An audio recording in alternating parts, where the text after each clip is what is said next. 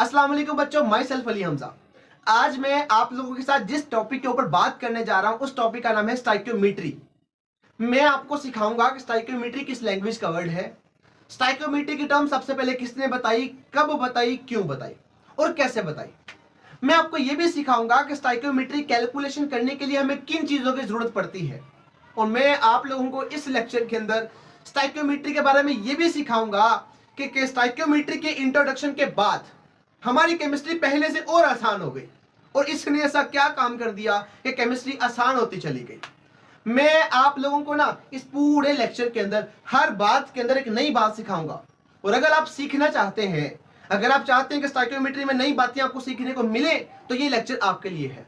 मैं आपको सिर्फ टॉपिक नहीं सिखाऊंगा, मैं बल्कि स्टाइक्योमेट्री की कैलकुलेशन भी करके सिखाऊंगा। और यही सबसे बड़ा मसला होता है बच्चों के लिए। अच्छा बच्चों, आपके लिए आज एक नई बात, मैं आप लोगों को इस लेक्चर के अंदर स्टाइक्योमेट्री के 10 न्यूमेरिकल करवाऊंगा और उन 10 न्यूमेरिकल को मैं दो अलग अलग मेथड से करवाऊंगा। तो टोटल न्यूमेरिकल हो गया 20। 10 न्यूमेरिकल को अलग अलग 10 मेथड वो होंगे जो आपकी किताब पे लिखे हैं और बाकी उनके जो अगले मेथड हैं, यानी एक न्यूमेरिकल का 2 मेथड से करवाऊंगा और दूसरा मेथड अपने पास से करवाऊंगा शॉर्टकट, एक एक लाइन का न्यूमेरिकल, एक एक लाइन का न्यूमेरिकल। आपकी किताब पे 4-4, 5-5, 6-6 स्टेप्स के अंदर एक न्यूमेरिकल को किया हुआ है। मैं उन्हीं को एक एक लाइन में या दो दो लाइनों में मैं उसको सॉल्व करने जा रहा हूं। अगर आप चाहते हैं कि स्टाइक्योमेट्री का टॉपिक आपके लिए बहुत आसान हो जाए तो ये लेक्चर आप लोगों के लिए है। अगर आप लोगों ने अब तक मेरे चैनल को सब्सक्राइब नहीं किया तो आपसे रिक्वेस्ट है कि मेरे चैनल को सब्सक्राइब कर दें ताकि हर नई आने वाली वीडियो से आप लोग सीख सके। मैं हर लेक्चर को ऐसे बनाता हूं ताकि आपको सीखने के लिए बहुत कुछ मिले और उम्मीद है कि आज वाले लेक्चर के अंदर भी आपको सीखने को बहुत कुछ मिलेगा अगर आप इस नियत से बैठे हैं तो। चलिए स्टार्ट करते हैं। स्टाइक्योमेट्री का लफ्ज किस लैंग्वेज का वर्ड है, मैं आपको सिखाता हूं। सबसे पहले स्टाइक्योमेट्री जर्मन केमिस्ट था, उस बंदे ने जर्मन लैंग्वेज के अंदर एक स्टाइक्योमेट्री का वर्ड यूज किया था। इसका मतलब है द टर्म स्टाइक्योमेट्री सबसे पहले 1792 को जर्मन लैंग्वेज के अंदर ये वर्ड यूज हुआ था। Stoichiometry is a German word. Okay, stoichiometry का लफ्ज ना दो अलग अलग वर्ड से मिलकर बना है, स्टाइकियोन और मेट्रॉन। स्टाइकियोन का मतलब एलिमेंट और मेट्रॉन का मतलब मेजरमेंट। इसका मतलब स्टाइक्योमेट्री एक ऐसा आर्ट है, एक ऐसी टेक्निक है जिससे हम एलिमेंट्स की मेजरमेंट करते हैं। तो ये लिखा हुआ है the art of measuring chemical elements. German language के अंदर ये वर्ड सबसे पहले यूज हुआ। किसने किया, कब किया, कैसे किया, ये सारी बातें हम करने जा रहे हैं। नीचे लिखा हुआ रिक्टर। रिक्टर एक जर्मन केमिस्ट था, उसने 1792 को एक बुक पब्लिश की और बुक पब्लिश एवं नहीं हो जाती। उस बंदे ने बुक पब्लिश करने से पहले उसने सीरीज ऑफ रिएक्शंस करवाए एसिड्स के बेसिस के साथ। उसने मेटल ऑक्साइड्स के रिएक्शन करवाए, मेटल के ऑक्सीजन से भी रिएक्शन करवाए, उसने ढेर सारे न्यूट्रलाइजेशन रिएक्शन करवाए और उनको करवाने के बाद जो उसने एंड पे कंक्लूजन निकाला वो उसने अपनी बुक में पब्लिश करवाया। और उसने अपनी बुक का नाम क्या रखा, फंडामेंटल्स ऑफ स्टाइक्योमेट्री। यहीं से वो टर्म यूज हुई। इससे पहले स्टाइक्योमेट्री की टर्म को कोई नहीं जानता था, ना आप जानते थे ना मैं, ना उससे पहले कोई लोग जानते थे। तो स्टाइक्योमेट्री की टर्म इसी बुक के अंदर सबसे पहले यूज हुआ था, फंडामेंटल्स ऑफ स्टाइक्योमेट्री। 1792 को बुक पब्लिश करवाई और उस बुक के 3 वॉल्यूम थे। और उस बुक के अब वो जो 3 वॉल्यूम थे वो कब, एक ही साल में नहीं पब्लिश हुए, वो 1792 से लेकर 1794 तक पब्लिश हुए। बुक का नाम था फंडामेंटल्स ऑफ स्टाइक्योमेट्री। स्टाइक्योमेट्री क्या है, art of measuring chemical element. उसने केमिकल एलिमेंट को मेजर करके दिखाया।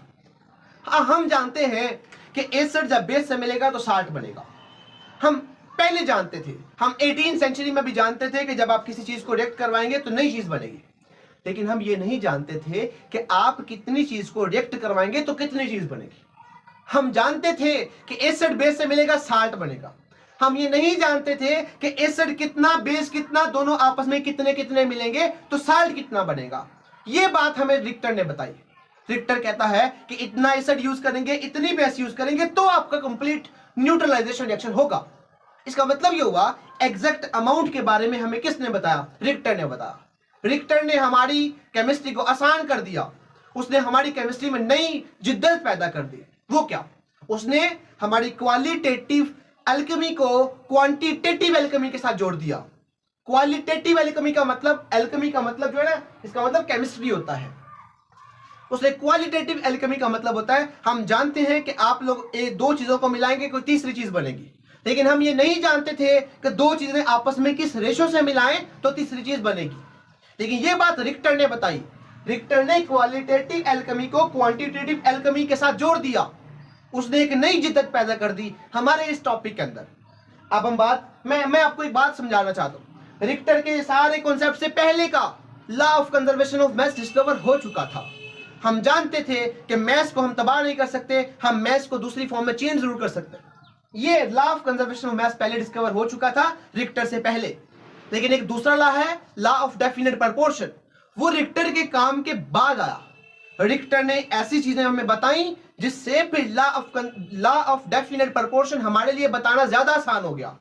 Law of definite proportion Richter के यानी स्टाइकियोमेट्री के टॉपिक के बाद इंट्रोड्यूस हुआ और law of conservation of mass इससे पहले इंट्रोड्यूस हुआ। एंटोनी लेवाइजर ने 1789 को पहले ही हमें बता दिया था law of conservation of mass. Richter ये बात जानता था। अब रिक्टर ने क्या काम किया, रिक्टर के काम को आसान लफ्जों में समझाने के लिए मैंने आपके लिए 3 एग्जांपल्स लिखी हैं। इनको समझे फिर आपको समझ आ जाएगी कि स्टोइकियोमेट्री की टर्म क्यों यूज हुई, कैसे आ गई टर्म हमारे पास। ये बातें समझाने जा रहा हूं। अगर आपके पास 2 मोल हाइड्रोजन है, ऑक्सीजन के साथ 2 मोल वाटर के मॉलिक्यूल बनते हैं।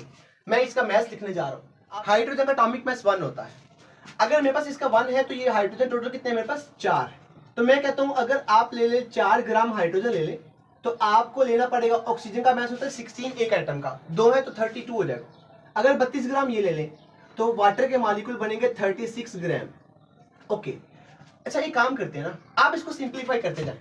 आप इसको डिवाइड कर दें, 4 को डिवाइड कर दें 4 पे, इसका आंसर बनेगा 1 ग्राम। अब एक काम करें 32 ग्राम को भी डिवाइड कर दें 4 पे, इसका बनेगा 8 ग्राम। अच्छा आपके पास ना ये टोटल बन जाएगा, ये बनेगा 9 ग्राम। इसका मतलब ये हुआ कि आप ना 4 ग्राम की बजाय, अगर आपके पास हाइड्रोजन 1 ग्राम है, ऑक्सीजन 32 ग्राम की बजाय 8 ग्राम है, तो 1 ग्राम 8 ग्राम से रिएक्शन करके तो आपके पास 9 ग्राम वाटर बनेगा। अच्छा आप 1 ग्राम की बजाय इसको डबल कर दे, ये 2 ग्राम कर दे, तो 8 की बजाय ये आपका 16 ग्राम यूज होगा।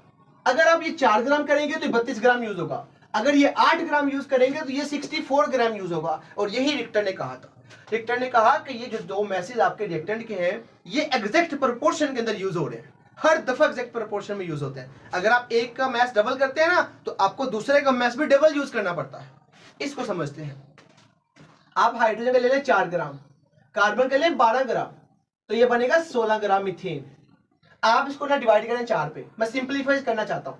आप इसको 4 को डिवाइड करेंगे ना 4 पे, तो 12 को भी 4 पे करें तो 16 को भी 4 पे करें, तो ये बन जाएगा 1 ग्राम। और ये कितना बनेगा, ये बनेगा 3 ग्राम। ये कितना बनेगा, ये बनेगा 4 ग्राम। इसका मतलब ये हुआ अगर आप इसका 1 ग्राम यूज करेंगे तो आपको इसके 3 ग्राम यूज करने पड़ेंगे तो आपका कंप्लीट रिएक्शन होगा। अगर आप इसका 2 ग्राम यूज करते हैं, 1 की बजाय 2 कर देते हैं, तो ये 3 की बजाय 6 हो जाएगा। तो फिर 2 ग्राम के लिए 6 ग्राम यूज होगा। अगर 4 ग्राम यूज करते हैं तो 12 ग्राम होगा। अगर ये 8 ग्राम यूज करते हैं तो ये फिर 24 ग्राम। यही रिक्टर ने कहा। रिक्टर कहता है कि जो आप मैस एग्जैक्ट प्रोपोर्शन में यूज कर रहे हैं वो हर दफा बार बार वही तनासब के साथ चेंज होता है। इसकी बात करते हैं। कार्बन के लिए 12 ग्राम, इसका एटॉमिक मास 12 होता है। अगर इसके लिए ना 32 ग्राम तो ये बनेगा 44 ग्राम कार्बन डाइऑक्साइड। अच्छा आप इसको 4 पे डिवाइड करें तो 12 को 4 पे डिवाइड करेंगे, 32 को भी 4 पे डिवाइड करेंगे, 44 को भी 4 पे डिवाइड। इसका आंसर बनेगा 3 ग्राम। इसका आंसर बनेगा 8 ग्राम। इसका आंसर बनेगा 11 ग्राम। आपके लिए सबसे बड़ी समझने वाली बात क्या है जो रिक्टर को भी समझ आई, वो ये था कि आपने इस यहाँ पे कार्बन का यूज किया वो 3 ग्राम यूज हुआ। सबसे लीस्ट उसका जो तादाद है वो ये यूज हुई। यहाँ भी कार्बन उसी तनासब के साथ मिल रहा है। ऑक्सीजन यहाँ पे इस तनासब से मिल रहा है, ऑक्सीजन यहाँ पे भी उसी तनासब के साथ मिल रहा है। इसका मतलब ये हुआ कि हाइड्रोजन का हमेशा कार्बन का भी और ऑक्सीजन का भी ये 1 तनासब के साथ मिलेगा, ये 3 के साथ मिलेगा और ये 8 ग्राम के साथ मिलेगा। ये रिक्टर ने कहा। रिक्टर कहते हैं कि जो आपके रिएक्टेंट्स होते हैं वो हर दफा उसी तनासब के साथ चेंज होते हैं।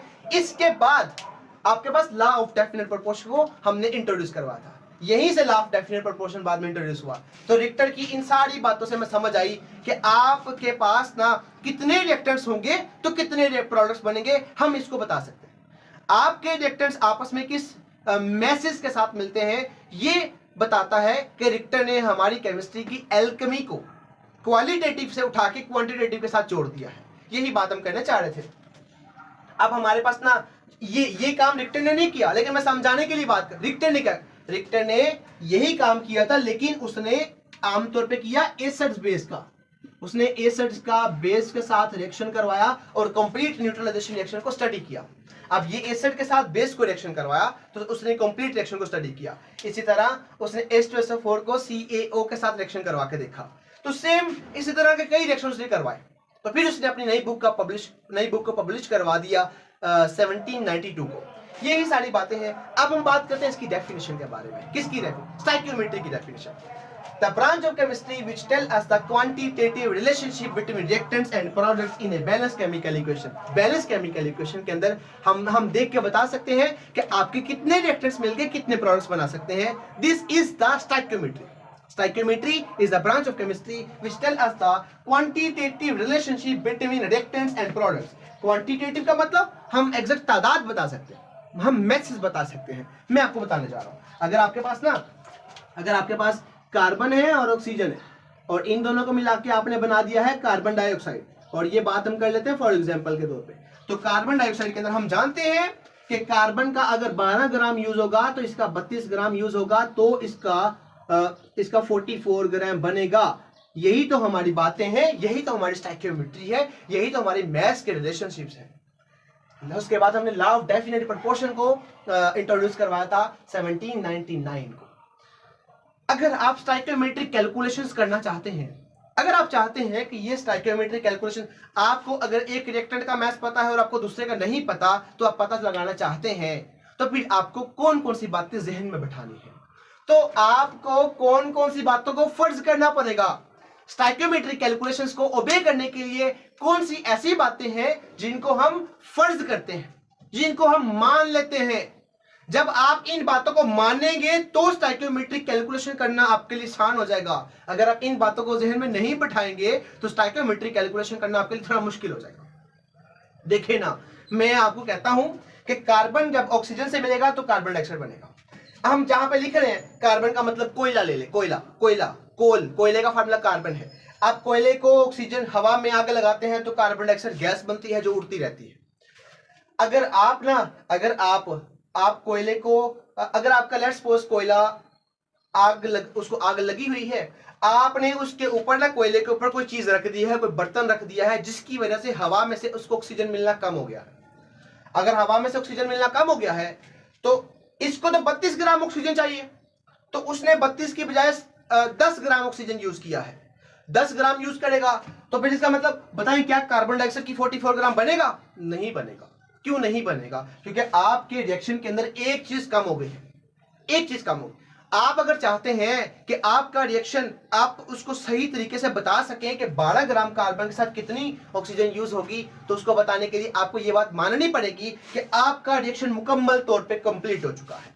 और मुकम्मल तौर पे कंप्लीट होने के लिए आपको मानना पड़ेगा कि आपके रिएक्टेंट्स जो होते हैं वो स्टोइकियोमेट्रिक अमाउंट के अंदर है, वो उस अमाउंट के अंदर है जो बैलेंस केमिकल इक्वेशन बता रही है। बैलेंस केमिकल इक्वेशन बता रही है कि ये 12 ग्राम और ये 32 ग्राम ही होना चाहिए। इतना तो मस्ट होना चाहिए, इतना मस्ट होना चाहिए। तो इसका मतलब ये हुआ, अगर मैं कार्बन 12 ग्राम की बजाय फर्ज करें 24 ग्राम यूज कर लेता हूं और ऑक्सीजन 32 ग्राम की बजाय, चलिए भाई ये 32 ग्राम, ये 32 ग्राम और ये 24 ग्राम। इक्वेशन कहती है कि 32 ग्राम के साथ इसका सिर्फ 12 ग्राम रिएक्शन करेगा, बाकी 12 ग्राम रिएक्शन नहीं करेगा। इसका मतलब आपको स्टोइकियोमेट्रिक कैलकुलेशन करने के लिए बैलेंस केमिकल इक्वेशन की जरूरत पड़ती है, इसलिए मैंने डेफिनेशन में लिख दिया है। और उस बैलेंस केमिकल इक्वेशन में जितने आपके रिएक्टर्स मेंशन हैं, आप अगर उतने ही रिएक्टर्स यूज करेंगे तो आपकी स्टोइकियोमेट्रिक कैलकुलेशन करना आसान हो जाएगा, और तभी आप स्टोइकियोमेट्रिक कैलकुलेशन कर सकते हैं। इसका मतलब है आपको कौन कौन सी बातों को पहले मानना पड़ेगा, कौन सी बातें माइंड में बिठानी पड़ेंगी, ताकि आप स्टोइकियोमेट्रिक कैलकुलेशन को आसानी से कर सके। सबसे पहली बात आप ये समझे कि आपका रिएक्शन कंप्लीट हो चुका है। देखिए, दो तरह के रिएक्शन होते हैं, एक होता है रिवर्सिबल, एक होता है इरिवर्सिबल। दो रिएक्शन होते हैं। बास केमिकल रिएक्शन ऐसे होते हैं जो सिर्फ फॉरवर्ड डायरेक्शन में जाते हैं, बास ऐसे होते हैं जो आगे भी जाते हैं और बैकवर्ड भी आते हैं। इसका मतलब दो तरह के रिएक्शन हो गए। तो स्टोइकियोमेट्रिक कैलकुलेशन किस रिएक्शन के लिए होता है? ये सिर्फ उन रिएक्शन के लिए होता है जो इरिवर्सिबल, जो वापस नहीं आते। अगर आपके रिएक्टेंट्स रिएक्ट करके प्रोडक्ट बना रहे हैं, प्रोडक्ट वापस भी आ रहे हैं, तो आपका रिएक्शन कंप्लीट तो नहीं हुआ। तो फिर आप कैसे बता सकते हैं कि इतने रिएक्टेंट्स मिलके इतने प्रोडक्ट, फिर आपके प्रोडक्ट की तादाद वो तो नहीं बनेगी जो आप कह रहे हैं। तो इसका मतलब फिर आपकी कैलकुलेशन गलत हो जाएगी। तो इसका मतलब ये हुआ स्टोइकियोमेट्री कैलकुलेशन या स्टोइकियोमेट्री का कॉन्सेप्ट सिर्फ और सिर्फ अप्लाई करते हैं किसके लिए? इरिवर्सिबल है, रिवर्सिबल के लिए नहीं। रिवर्सिबल के लिए नहीं करते, इरिवर्सिबल के लिए करते। सो आपको मानना पड़ेगा कि आपका रिएक्शन कंप्लीट हो चुका है। All the reactants are completely converted into products. आपके सारे रिएक्टेंट्स प्रोडक्ट्स में कन्वर्ट हो चुके हैं। So reactants are converted into product. So आपके लिए काबिले गौर बात कौन सी है? काबिले गौर बात जो आप लोगों के लिए है वो ये है, और ये बात किसके लिए है? इरिवर्सिबल रिएक्शन के लिए है। इरिवर्सिबल रिएक्शन के लिए है, तो इरिवर्सिबल रिएक्शन के लिए अप्लाई। दूसरी बात, आपको मानना पड़ेगा law of conservation of mass and law of definite proportion. आपको ये मानना पड़ेगा कि जो रिएक्टेंट का मास है that will be equal to the mass of product. अब एक बात करें, 4 ग्राम 32 ग्राम 36 ग्राम के इक्वल होता है। अब 4 ग्राम 12 ग्राम 16 ग्राम के बराबर होता है। 12 ग्राम और 32 ग्राम 44 ग्राम के बराबर होता है। 12 ग्राम 32 ग्राम 44, इसका मतलब आपको मानना पड़ेगा कि law of conservation of mass obey करता है, क्योंकि आप जब केमिकल इक्वेशन की बात करते हैं तो केमिकल इक्वेशन में ये बात मेंशन है कि law of conservation of mass obey हो रहा है। And law of definite proportions are obey. और मैं फिर बताता हूं law of conservation of mass किसने ओबे करवाया। Law of conservation of mass Antoine Lavoisier ने 1789 को इंट्रोड्यूस करवाया। लॉ ऑफ डेफिनेट प्रोपोर्शन किसने? Joseph Proust. जोसेफ प्रूस्ट 1799 उसने तब करवाया था। नो साइड डायरेक्शन का। हम जानते हैं कि साइड, हम ये मानना पड़ेगा कि साइड डायरेक्शन नहीं हुआ। साइड डायरेक्शन करने का मतलब क्या हुआ है? आप ना आपके पास ना लेट्स सपोज की रिएक्शन है, रिएक्शन है। लेट्स सपोज मेरे पास दिस इज H2 और प्लस I2, और इसने मिलकर बनाना है 2HI। और याद रखिएगा ये भी गैस है और ये भी गैस है, और इन दोनों गैसेस को मैंने कंटेनर में डाला हुआ है, और कंटेनर के अंदर आपने फिक्स अमाउंट के अंदर दोनों गैसेस को मिक्स किया तो आपके प्रोडक्ट बनेंगे। लेकिन आपको ये बात याद रखनी होगी कि आपका कंटेनर लीक ना हो। अगर वो लीक हुआ तो आपके रिएक्टेंट्स वहां से जाया हो जाएंगे, और जब वो जाया हो जाएंगे तो वो किसी साइड रिएक्शन में हिस्सा ले लेंगे। और बाज़ वक़्त आपकी chemical reaction more than one, यानी आपने 2 रिएक्टेंट्स को जोड़ा और वो दोनों रिएक्टेंट्स आपस में मिलते हैं, और बाद में फर्दर वो किसी और के साथ मिलके आपके प्रोडक्ट को मतलब कोई और प्रोडक्ट बन जाएगा। हम जानते हैं कि अगर स्टोइकियोमेट्री कैलकुलेशन करनी है तो कार्बन को ऑक्सीजन के से मिलके कार्बन डाइऑक्साइड ही बनाना चाहिए। कार्बन मोनोऑक्साइड हमारा प्रोडक्ट नहीं है। तो आपका प्रोडक्ट कार्बन डाइऑक्साइड है। आपकी केमिकल रिएक्शन में कार्बन मोनोऑक्साइड भी बनेगा, लेकिन हमें उसके बारे में बात नहीं, हमें उसके ऊपर बात नहीं करनी।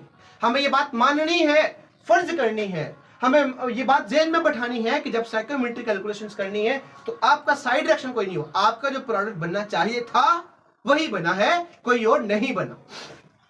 आपकी सब्सटेंसेस प्योर होनी चाहिए। अगर आपकी सब्सटेंसेस प्योर होंगी तो आपको जो यील्ड मिलेगा वो ठीक ठाक मिलेगा। आपके जो रिएक्टेंट्स हैं वो एग्जैक्ट आपके प्रोडक्ट्स उतने ही बनाएंगे जितने बनने चाहिए, तो आपको नुकसान नहीं होगा। लेकिन अगर आपकी सब्सटेंस इम्प्योर होगी तो आपकी स्टोइकियोमेट्री कैलकुलेशन में फर्क पड़ेगा, और आपके प्रोडक्ट की तादाद वो नहीं आएगी जो आपकी इक्वेशन आपको बता रही है। और आइडियल कंडीशंस अगर आप रखते हैं तो फिर आपके लिए स्टोइकियोमेट्री कैलकुलेशंस करना ज्यादा आसान है। अगर आपकी कंडीशंस वेरी कर जाती हैं तो माइट बी पॉसिबल कि आपके प्रोडक्ट्स और रिएक्टेंट्स की तादाद भी वेरी कर जाए। लास्ट पे reactants are in stoichiometric amount. आपके रिएक्टेंट्स स्टोइकियोमेट्रिक अमाउंट में होने चाहिए। क्या मतलब स्टोइकियोमेट्रिक अमाउंट का? मैं आपको उस रिएक्शन से सारी बातें क्लियर करके समझाने जा रहा हूं। रिएक्शन क्या है? नाइट्रोजन अगर मेरे पास ना 3 हाइड्रोजन के साथ मिलता है तो मेरे पास 2 अमोनिया के मॉलिक्यूल बनते हैं। मैं इसी इक्वेशन से ना कुछ बातें आपको अखज़ करके देता हूं। सबसे पहले जरा समझे इक्वेशन क्या कहती है।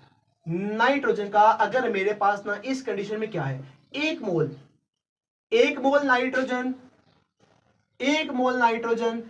3 मोल हाइड्रोजन के साथ रिएक्शन करता है तो मेरे पास क्या बनता है, 2 मोल बनेगा अमोनिया। ये मुझे इक्वेशन बोल बोल के बता रही है। हाँ जी, मुझे समझ आ रही है, इक्वेशन चीख चीख के बता। दूसरी बात, 1 मॉलिक्यूल अगर नाइट्रोजन का होगा तो 3 मॉलिक्यूल हाइड्रोजन के होने चाहिए, तब 2 मॉलिक्यूल इसके बनेंगे। तो इसका मतलब ये हुआ, मुझे अगर इसके वो बात करनी है, अगर मैं इसका 1 मॉलिक्यूल लेता हूं तो इसके मुझे मॉलिक्यूल चाहिए कितने, 3 मॉलिक्यूल्स मुझे इसके चाहिए, तो इसके मुझे मॉलिक्यूल्स मिलेंगे 2 मॉलिक्यूल्स मिलेंगे। दूसरी बात समझे, मैं तीसरी बात समझे। तीसरी बात ये है कि अगर नाइट्रोजन का एटॉमिक मास होता है 14 ग्राम, अब 2 है तो 14 × 2 28 हो जाएगा। अगर ये 28 ग्राम आप यूज करते हैं तो हाइड्रोजन का आपको यूज करना पड़ेगा, एक का मास होता है 1, 3 है तो मतलब ये 3 दूनी 6, तो 6 ग्राम हो जाएगा। तो ये आपको 6 ग्राम यूज करना पड़ेगा, तो ये आपके पास 34 ग्राम बनेगा। अगर इसका 28 ग्राम, उसका 6 ग्राम, तो उसका 34 ग्राम बनेगा। एक बात और, अगर आप इसका वॉल्यूम देखिए, ये 1 मोल है ना, तो 1 मोल कोई भी गैस होती है एसटीपी की कंडीशन के ऊपर, एट एसटीपी, तो मैं लिख देता हूं एट एसटीपी की कंडीशन पे इसका वॉल्यूम होगा 22.414 dm³। अगर आप इसका इतना वॉल्यूम लेते हैं तो एसटीपी के ऊपर आपको इसका वॉल्यूम चाहिए 67.2 dm³।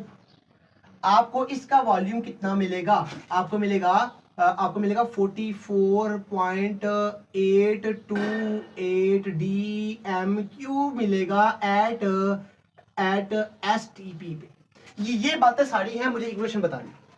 ये है स्टोइकियोमेट्रिक अमाउंट। स्टोइकियोमेट्रिक में आप चाहे मैस को रिलेट कर लें, चाहे आप मोल्स को रिलेट कर लें, चाहे मॉलिक्यूल्स को रिलेट कर लें, चाहे वॉल्यूम को रिलेट कर लें, this is the stoichiometric amount. आपको स्टोइकियोमेट्रिक अमाउंट के अंदर यूज करना पड़ेगा। These are all the assumptions, मफरूजा समझना है आपको। ये बातें फर्ज करनी है कि हम स्टोइकियोमेट्रिक अमाउंट, हम स्टोइकियोमेट्रिक कैलकुलेशंस करने जा रहे हैं, तो फिर आपको ये बातें फर्ज करनी पड़ेगी। स्टोइकियोमेट्रिक रिलेशनशिप्स कौन से हैं? आपकी किताब पे 6 रिलेशनशिप, अगर 6 रिलेशनशिप्स लिखे हैं तो मैं 6 नहीं 9 सिखाऊंगा। 9 relationships. Number 1, mass relationship. If we are given the mass of one substance, we can calculate the mass of another substance in the reactants or either in the products. अगर आपको A का mass मिला है तो आप किसी unknown का भी mass फाइंड कर सकते हैं। आपको इक्वेशन के अंदर एक के मोल्स मिले हैं, आप दूसरे के मोल्स फाइंड कर सकते हैं। आपको किसी एक का वॉल्यूम पता है, आप किसी दूसरे का वॉल्यूम निकाल सकते हैं। आपको किसी एक का मैस पता है, आप किसी दूसरे के मोल्स फाइंड कर सकते हैं। यही बात मैं थोड़ी सी आगे बढ़ाना चाहता हूं। आपको किसी एक के अगर मोल्स पता है तो आप किसी दूसरे का मैस भी फाइंड कर सकते हैं। किसी एक का मैस पता है, मोल्स फाइंड कर सकते हैं। किसी एक के मोल्स पता है तो मैस भी फाइंड हो सकता है। किसी एक का मैस पता है तो वॉल्यूम फाइंड हो सकता है, और किसी एक का अगर वॉल्यूम पता है तो फिर आप उसका मैस भी फाइंड कर सकते हैं। किसी एक के मोल्स पता है तो वॉल्यूम फाइंड हो सकता है। किसी एक का अगर वॉल्यूम पता है तो फिर आप उसके मोल्स भी फाइंड कर सकते हैं। तो इसका मतलब स्टोइकियोमेट्रिक कैलकुलेशन में आपके पास कितने रिलेशनशिप्स आ गए? 9। ये 7 वाला, ये 8 वाला और ये 9 वाला। तो मैं आपकी किताब पे जो लिखा हुआ है ना, तो मैं उसको जरा ऐसे कह देता हूँ, उसने ये लिखा हुआ है और ये अंडरस्टूड बात है कि डेफिनेटली अगर आप किसी एक का मैस पता है और आपका दूसरे का मोल्स फाइंड कर सकते हैं, सो अगर मोल पता है तो फिर मैस भी फाइंड हो सकता है। सो डेफिनेटली इसके 9 बनते हैं। किताब पे 6 है, 6 भी कर लें, 9 भी देख लें, जो आपको अच्छा लगता है आप वो कर लें। हम स्टोइकियोमेट्रिक कैलकुलेशंस करना चाहते हैं, अब हम रेडी हैं, हमें सारी बातें समझ आ गई। अब हम चाहते हैं कि हम स्टोइकियोमेट्रिक कैलकुलेशंस करें, तो करने के लिए क्या क्या करना होगा? सबसे पहले आपको कोई चीज गिवन है, क्या आपको किसी सॉलिड का मैस पता है, या किसी लिक्विड गैस का वॉल्यूम पता है, या किसी सॉल्यूशन की कंसंट्रेशन पता है, तो आपने सबसे पहले फाइंड करना है उनके नंबर ऑफ मोल्स को। कैसे फाइंड करना है? हम सारे जानते हैं number of moles is equal to given mass divided by molar mass, given volume divided by molar volume, given number of particles divided by Avogadro's number, और इसके अलावा molar concentration into the volume. और if we have STP conditions, then यहां पे हम बात करेंगे eight STP के ऊपर, यहां मोलर वॉल्यूम होगा, सो कंसंट्रेशन को मोलर वॉल्यूम से मल्टीप्लाई करेंगे, नंबर ऑफ मोल्स आ जाएंगे। आपको इनमें से कुछ भी पता हो तो आपने ये फार्मूलाज याद करने, और ये फार्मूलाज उस बच्चे को ज्यादा अच्छे से आते हैं जिसने मेरे लेक्चर्स पीछे से सारे सुने हैं। मैंने ना इस चैप्टर के रिलेटेड ना सबसे पहले मोल का टॉपिक इस चैनल पे पढ़ा चुका हूँ लेक्चर नंबर 1 के हिसाब से। फिर मैंने आपको सिखाया है मोलर वॉल्यूम का लेक्चर सिखाया है। मोल के टॉपिक में मैं एवोगाड्रोस नंबर को, मोलर मैस को डिस्कस कर चुका था। फिर मोलर वॉल्यूम पढ़ाया मैंने। मोलर वॉल्यूम के बाद मैंने आपको सिखाया है मोलर मैस और डेंसिटी का रिलेशनशिप। फिर मैंने आपको ये भी साथ में सिखाया था, उसी लेक्चर के अंदर मैंने सिखाया था मोलर कंसंट्रेशन को। और आज मेरा जो लेक्चर था वो स्टोइकियोमेट्रिक कैलकुलेशंस के ऊपर था। और मैंने आपको अभी भी मैंने आपको 10 न्यूमेरिकल सिखाने हैं। अभी जुड़े रहिएगा, और 10 न्यूमेरिकल के शॉर्टकट, और वो शॉर्टकट आपको तब समझ आएंगे आप ना किसी भी बंदे को आसानी के साथ आप उसको बता सकते हैं कि मैं ये ट्रिक सीखा है मैंने। और मैंने शॉर्टकट मुझे आता है, आपको शॉर्टकट याद हो जाए। अच्छा, ये number of moles, find the ratio of the unknown. आपको जब नंबर ऑफ मोल्स पता चल जाएंगे ना, तो आप उसकी रेशियो फाइंड करेंगे using balance chemical equation. Balance chemical equation को यूज करके आप किसी अननोन के मोल्स फाइंड कर लेंगे, और सॉरी रेशियो फाइंड कर लेंगे। फिर उस रेशियो से फिर आप नंबर ऑफ मोल्स फाइंड करेंगे, और फिर अगर नंबर ऑफ मोल्स मिल जाएंगे तो आप फिर क्या फाइंड कर सकते हैं, आप मास फाइंड कर सकते हैं, आप वॉल्यूम फाइंड कर सकते हैं, और आप कंसंट्रेशन फाइंड कर सकते हैं। सारी बातें करते हैं, लेकिन आइए हम पहले आगाज करते हैं अपने 10 न्यूमेरिकल्स के ऊपर और वन बाय वन सीखते हैं। आइए हम अपने न्यूमेरिकल्स की तरफ बढ़ते हैं। सबसे पहले हम बात करते हैं 4.11 व्हेन 3.3 मोल ऑफ नाइट्रोजन। जब आपके पास नाइट्रोजन के मोल्स कितने हैं, 3.3 हैं, तो हाइड्रोजन से रिएक्शन करते हैं, अमोनिया बनता है। वो कह रहे हैं कितने मोल आपके हाइड्रोजन के यूज होंगे अमोनिया बनाने के लिए जब आपके पास नाइट्रोजन 3.3 मोल होगा। अगर नाइट्रोजन 3.3 मोल होगा तो हाइड्रोजन के कितने मोल रिएक्शन करेंगे तो अमोनिया बनेगा। सो अब हमें बात करनी है इसके बारे में। मैं इसको यूं करूंगा कि अगर मेरे पास ना number of moles of nitrogen दिए हुए हैं इज इक्वल टू 3.3 मोल्स है, और मुझे क्या है, मुझे number of moles of hydrogen मालूम करने हैं। Number of moles of hydrogen मुझे मालूम करने हैं कितने हैं। उसके लिए मैं यूं लिखूंगा, एक जनरल स्टेटमेंट लिखूंगा सबसे पहले कि 1 मोल ऑफ नाइट्रोजन रिएक्ट करता है with hydrogen is equal to 3 mole. 1 mole nitrogen का 3 मोल हाइड्रोजन से रिएक्शन करता है तो 2 मोल अमोनिया बनेगा। अगर आपके पास ये 1 मोल होता है तो ये 3 मोल रिएक्शन करेगा तो 2 मोल अमोनिया बनेगा। तो 1 मोल नाइट्रोजन का 3 मोल हाइड्रोजन के साथ रिएक्शन करता है तो अमोनिया बनता है। और अगर आपके पास नाइट्रोजन के मोल्स कितने हैं, 3.3 है। सो अगर 3.3 मोल्स आ जाएं नाइट्रोजन के तो वो रिएक्ट करते हैं विद हाइड्रोजन। कितने हाइड्रोजन के मोल के साथ रिएक्शन करेगा, तो मैं करूंगा 3 इंटू 3.3, तो आंसर बनेगा 9.9 मोल। ये मेरे पास आंसर बनेगा किसका, हाइड्रोजन का। So number of moles of hydrogen consume is equal to 9.9 mole. Hydrogen के इतने मोल आपके पास कंज्यूम होंगे। इस रिएक्शन को और आसान करने के लिए मैं इसको ऐसे भी लिख सकता हूं, इस न्यूमेरिकल को ऐसे भी लिख सकता हूं। मैं जस्ट सिंपल कंपैरिजन करता हूं, मैं सिंपल ना कंपैरिजन, इसका ना सेकंड मेथड है, मैं इसको कहूंगा अलग मेथड है। एक और मेथड है, ये हमारी किताब पे लिखा हुआ टेक्स्ट बुक पे, ये नया मेथड है। मेरे पास ना कंपैरिजन है, कंपैरिजन करने जा रहा हूं। किसका करना है, मुझे नाइट्रोजन का कंपैरिजन करना है विद हाइड्रोजन के साथ। इक्वेशन क्या कहती है, इक्वेशन कहती है अगर इसका 1 मोल होगा तो इसके 3 मोल रिएक्शन करते हैं। तो मैं लिखूंगा, इक्वेशन कहती है अगर इसका 1 मोल होता है, अगर इसका 1 मोल रिएक्शन करेगा, इसके 3 मोल रिएक्शन करते हैं। अगर इसके 3 मोल हो जाए तो इसके 3 इंटू 3 सॉरी इसके अगर 3.3 हो जाए, 3 इंटू 3.3 करेंगे, डेट विल बी आंसर आएगा 9.9 मोल। तो आप ना जस्ट एक सिंपल स्टेप के अंदर इसका कंपैरिजन करके ना आप इस रिएक्शन को लिख सकते हैं, इस न्यूमेरिकल को सॉल्व कर सकते हैं। इस क्वेश्चन का सॉल्यूशन जो है ना वो आपके पास यूं आ जाएगा, ये सॉल्यूशन आ जाएगा। इसके नंबर ऑफ मोल्स आ जाएंगे 9.9 मोल्स। ओके, अब अगला क्वेश्चन है, how many moles of carbon dioxide are produced when 2.2 mole of glucose are used by the person. आपके पास number of moles of glucose है, आपने क्या मालूम करना है, कार्बन डाइऑक्साइड के नंबर ऑफ मोल्स को मालूम करने हैं। So it is a relationship between mole and mole. ये भी मोल और मोल का रिलेशनशिप था, पर आसान सा रिलेशनशिप है। आप इसको सिंपल वर्ड्स में कर सकते हैं। कंपैरिजन के साथ करने जा रहा हूं मैं, कंपैरिजन के साथ मैं इसको करूंगा कंपैरिजन के साथ। कंपैरिजन किसके साथ करना है, जो आपके पास मालूम है, नाउन है, और जो आपके पास अननाउन है। नाउन कौन सा है, आपके पास नाउन क्या है, इतने मोल्स ग्लूकोज के। सो ग्लूकोज आपके पास नाउन है। आप एक काम कर देना, आप लिखे ग्लूकोज को इधर, ग्लूकोज और इसका फार्मूला C6H12O6 ये इधर रख लें और इसका कंपैरिजन करवा दें विद कार्बन डाइऑक्साइड। करवाने जा रहे हैं, चलें स्टार्ट करते हैं। अगर आपके पास ग्लूकोज के नंबर ऑफ मोल्स आते हैं 1, तो कार्बन डाइऑक्साइड के नंबर ऑफ मोल्स बनते हैं 6। अगर इसका 1 मोल यूज होता है तो इसके 6 मोल बनते हैं। और अगर इसके नंबर ऑफ मोल्स ग्लूकोज के 2.25 आ जाए, 2.25 आ जाए, तो इसके 6 इंटू 2.25 आएगा, तो that will be the answer. तो आंसर अभी लिख लेते हैं 6 इंटू 2.25, तो मेरे पास आंसर आएगा 13.5। तो इसका आंसर आ जाएगा 13.5 मोल्स आपके पास कार्बन डाइऑक्साइड प्रोड्यूस होता है। अब numerical number 3, calculate the mass of aluminium. आपने एल्यूमिनियम का मास फाइंड करना और आपको ना वो कह रहा है 32 ग्राम आपको दिया हुआ है आयरन ऑक्साइड।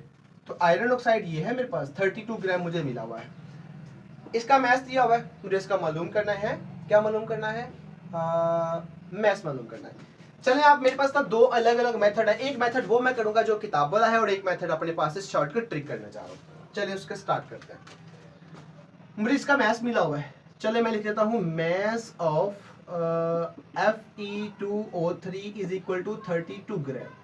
इसका मोलर मास लिख लेते हैं, मोलर मास ऑफ Fe2 और साथ में O3 इज इक्वल टू बनेगा, आयरन का है मेरे पास 56 मल्टीप्लाई बाय 2 प्लस ऑक्सीजन का है 16 इंटू 2 करेंगे, तो आंसर बनेगा 160 ग्राम पर मोल। ये इसका रहेगा मोलर मास। मुझे इसके निकालने हैं number of moles. So number of moles is equal to mass आ जाएगा डिवाइडेड बाय मोलर मास आ जाएगा। तो मास 32 है, मोलर मास 160 है, 16 नहीं है, 160। तो 160 के साथ करेंगे तो इसका आंसर कुछ निकलेगा, डेट इज इक्वल टू 0.2 मोल। 0.2 मोल इसका आंसर देगा। चले एक दफा मैं कैलकुलेट भी कर देता हूँ, एक दफा 32 डिवाइडेड बाय 160, तो आंसर आ जाएगा 0.2 मोल। अब इसके नंबर ऑफ मोल्स आ गए। सो मैं काम करता हूँ, इक्वेशन कहती है कि अगर इसका 1 मोल होता है तो एल्यूमिनियम के 2 मोल होंगे। इक्वेशन कह रही है ना, तो मैं कह देता हूँ 1 मोल ऑफ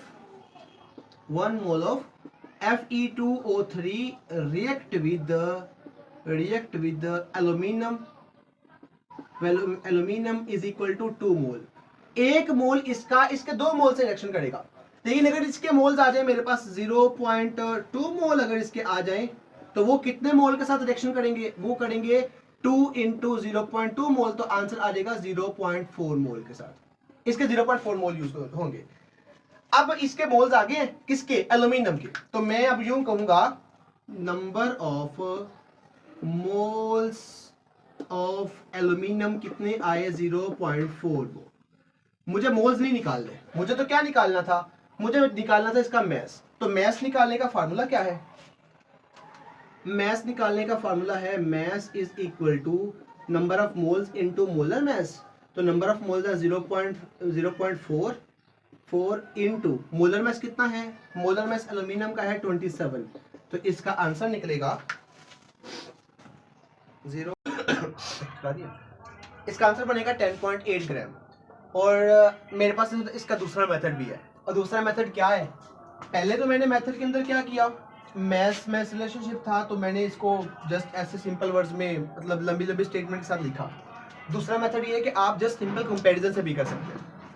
आप ना मोलर मास, जिन 2 चीजों के वो बारे में बात कर रहा है ना, आप उन दोनों के मोलर मासेस लिख लें। अब वो मोलर मास लिख लें, एल्यूमिनियम की बात करेगा, उसका मोलर मास होता है 27 ग्राम पर मोल, और मेरे पास आयरन ऑक्साइड है, उसका 160 ग्राम पर मोल होता है। अब मुझे वो क्या कह रहा है, उसने एल्यूमिनियम का मास तो दिया, सॉरी आयरन ऑक्साइड का मास दिया हुआ है, एल्यूमिनियम का वो पूछ रहा है। तो आपने एल्यूमिनियम, सॉरी आयरन ऑक्साइड था, मुझे इसको यहाँ पे लिखना होगा, यहाँ पे आएगा Fe2 है, ये आयरन ऑक्साइड था Fe2। आयरन ऑक्साइड का आपको पता है तो आप उसको लिखें लेफ्ट साइड पे, और जिसका नहीं पता आप उसको राइट साइड पे लिख दें। अब जरा गौर करें, इसके अगर आपके पास 160, मतलब देखिए 1 मोल है ना, 1 मोल का मास होता है 160 ग्राम पर मोल।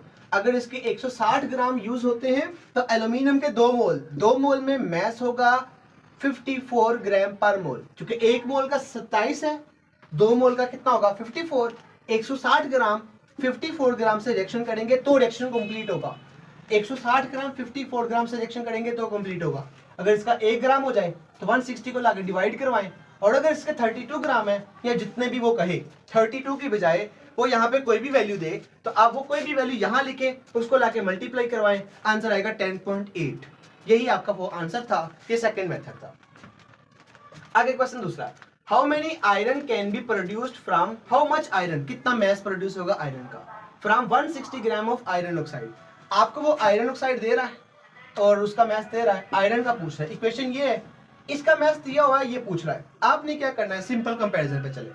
सिंपल कंपैरिजन में इसका 1 मोल है, 1 मोल का मैस 160 होता है, इसके 1 मोल का मैस आयरन का 27, 2 है तो 54, 160 ग्राम सॉरी आयरन है 56 ग्राम पर मोल, इसका 1 का मैस बनेगा, और 2 है ना तो उसका डबल करें 112 ग्राम। 160 ग्राम 112 ग्राम प्रोड्यूस करता है, 1 ग्राम कितना प्रोड्यूस करेगा, इसके साथ इसको डिवाइड करवा दो, और जितना मैस उसने दिया हुआ है वो कोई भी है, उसने 160 दिया है, 160 कितना प्रोड्यूस करेगा, आपने मल्टीप्लाई करवा देना, और मल्टीप्लाई करवाएंगे ये कट जाएगा, आंसर बनेगा 112 ग्राम। ये मेरे पास फाइनल जवाब आ जाएगा। और इस तरह आप लोग किसी भी क्वेश्चन को सॉल्व कर सकते हैं। और मजे की बात ये है ना, जो उसने मैथ्स दिया हुआ है ना, वो तो आपकी पहली लाइन में ही पूरा हो रहा है। ये जो आंसर आया ना 160 के साथ इतना मैथ्स वो उसका प्रोड्यूस होता है, ये तो पहली लाइन में ही वो लिखा हुआ था, इसका मतलब आपको आइडिया हो जाएगा। आगे क्वेश्चन क्या है, calculate the volume of ammonia that can be produced. Ammonia का वॉल्यूम प्रोड्यूस कितना होता है, कब, जब आपका हाइड्रोजन 100 DM³ रिएक्शन करेगा। 2 मेथड है, लेकिन मैं 2 मेथड पे नहीं जा रहा, सिंपल आप इसको कंपैरिजन पे ले जाओ। कंपैरिजन पे कैसे, पहले आपके पास इक्वेशन है, इक्वेशन आपको बातें बता रही है क्या। एसटीपी की कंडीशन पे जो वॉल्यूम होता है वो 22.414 DM³ होता है, इतना होता है एसटीपी की कंडीशन पे। अगर इसके 3 मोल आ जाए तो इसको ट्रिपल कर दो, इसको 3 से मल्टीप्लाई कर दो, तो इसके इतने मोल रिएक्शन करते हैं, तो अमोनिया के 2 मोल प्रोड्यूस होते हैं। 1 मोल का वॉल्यूम इतना है, 2 मोल के साथ मल्टीप्लाई कर दो तो टोटल वॉल्यूम, इसका इतना वॉल्यूम, इसका इतना वॉल्यूम प्रोड्यूस करता है। तो आपको उसने ना हाइड्रोजन का दिया हुआ है, इसका अमोनिया का पूछ रहा है, हाइड्रोजन का इतना वॉल्यूम, अमोनिया का इतना वॉल्यूम प्रोड्यूस करता है। अगर इसका 1 DM³ हो जाए, इसको लाकर डिवाइड करवा दो, और जितने वो वॉल्यूम दे रहा है उतना वॉल्यूम उससे मल्टीप्लाई कर दो, आपके पास फाइनल आंसर आ जाएगा। आंसर आता है 66.7, तो मैं 67 DM³ लिख देता हूं। आगे question, calculate the volume of carbon dioxide eight produce at STP. कितना वॉल्यूम प्रोड्यूस होता है इसका, एसटीपी का मतलब है कि उस एसटीपी की कंडीशन पे ना मोलर वॉल्यूम होता है 22.414 DM³, और वो ये लिखा हुआ है। मीथेन का वॉल्यूम आपको दे रहा है, आपने कंपैरिजन करना है, कैसे करना है वो देखिए। इसका 1 मोल उसका वॉल्यूम इतना होगा, इसके 1 मोल का वॉल्यूम इतना होगा। अगर मीथेन का इतना वॉल्यूम रिएक्शन करेगा तो कार्बन डाइऑक्साइड का इतना वॉल्यूम प्रोड्यूस होगा। लेकिन अगर मीथेन का वॉल्यूम 1 DM³ करें, इसको लाके डिवाइड करवाओ, और अगर इसका वॉल्यूम इतना दे रहा है, जितना वो देगा उससे मल्टीप्लाई करवाएंगे, सो आपके पास जो है ना वही आपके पास आंसर आ जाएगा। समझ आ रही है। आगे क्वेश्चन है मेरे पास, calculate the mass of lithium carbonate that can be produced by 20 mole of lithium hydroxide. मेरे पास ना 20 मोल लिथियम हाइड्रोक्साइड है, ये वाला, और उसके साथ वो कह रहा है कि बताओ इसका कितना मैस प्रोड्यूस होगा। देखिए अब आपको 2 अलग अलग चीजें बता रहा है, एक का मैस है, दूसरे का मोल्स है। इसके मोल्स देखिए, इसका मैस पूछ रहा है। 2 तरीके हैं, पहला आप इसके मोल से इसके मोल प्रोड्यूस कर ले, इसके मोल से इसके मोल्स निकाल ले, जो इसके मोल्स आएंगे उससे इसके मैस निकाल लेना। दूसरा मेथड, इसके मोल्स को पहले मैस में कन्वर्ट कर लो, जो मैस बनेगा उस मैस के साथ इसका डायरेक्ट मैस आप बाद में निकाल सकते हो। दोनों मेथड मैंने यहाँ पे लिखे हैं। पहला मेथड बुक वाला वो ये है, according to balance chemical equation, अगर इसके 2 मोल होते हैं तो लिथियम कार्बोनेट के मोल 1 प्रोड्यूस होता है, और अगर इसके 20 मोल हो तो इसके 10 मोल प्रोड्यूस होते हैं। अच्छा, अगर इसके 10 मोल, आपके पास इसके 10 मोल आ चुके हैं 10। अब नंबर ऑफ मोल्स तो आ चुके हैं, आपने मैस निकालना है, तो मैस के लिए नंबर ऑफ मोल्स को मोलर मैस से मल्टीप्लाई करना होगा। अब मोलर मैस लिथियम कार्बोनेट का आपने निकाला है, वो ये निकल चुका है, और उसका मैंने 1 by 1 लिखा है, आप इसके पास इसका मैस आ जाएगा। दूसरा मेथड क्या है, दूसरा मेथड ये है कि आप पहले इसके नंबर ऑफ मोल्स को मोलर मैस में सॉरी मैस में कन्वर्ट कर लें, फिर मैस टू मैस कंपेयर करिएगा तो फाइनल जवाब आ जाएगा। सो मैं ना पहले ना इसके लिथियम का नंबर ऑफ मैस निकालने के लिए मोल्स को मल्टीप्लाई करूंगा, मोलर मैस चाहिए मुझे तो वो निकलेगा 24 ग्राम। अब मैस के लिए क्या करना होगा, mass is equal to number of moles multiply by molar mass. तो नंबर ऑफ मोल्स कितने हैं मेरे पास, इसके 20 है, मोलर मैस कितना निकलेगा 24, तो इसका आ जाएगा मेरे पास मैस इतना। अच्छा, अब लिथियम हाइड्रोक्साइड के अगर 2 मोल का मास होगा 48 ग्राम और इसका 1 मोल का मास होगा 48 ग्राम रिएक्ट करेंगे तो 74 ग्राम बनते हैं। और अगर इसका 1 ग्राम होगा इसको लाके डिवाइड करवा दें और अगर इसके 480 ग्राम अगर हो तो फिर इसको लाके मल्टीप्लाई करवाएंगे 740 ग्राम आपके पास आंसर बनेगा। इसके साथ साथ 3 न्यूमेरिकल और है तो वो बहुत आसान है, वो उम्मीद आप खुद कर सकते हैं और अगर नहीं होगा तो कमेंट सेक्शन में आप कमेंट करिएगा, मैं आपको समझा दूंगा। इसके साथ साथ अपना बहुत सारा ख्याल रखिएगा, मिलते हैं अगली वीडियो के साथ। अपना बहुत सारा ख्याल रखिएगा। अगर लेक्चर अच्छा लगे तो लाइक सब्सक्राइब और शेयर जरूर करिएगा। इसी चैनल के ऊपर मैं सारे लेक्चर पढ़ाऊंगा केमिस्ट्री के, तो मजीद वीडियोस के लिए आपको चैनल को सब्सक्राइब करना पड़ेगा। अपना बहुत सारा ख्याल रखिएगा। अल्लाह हाफिज।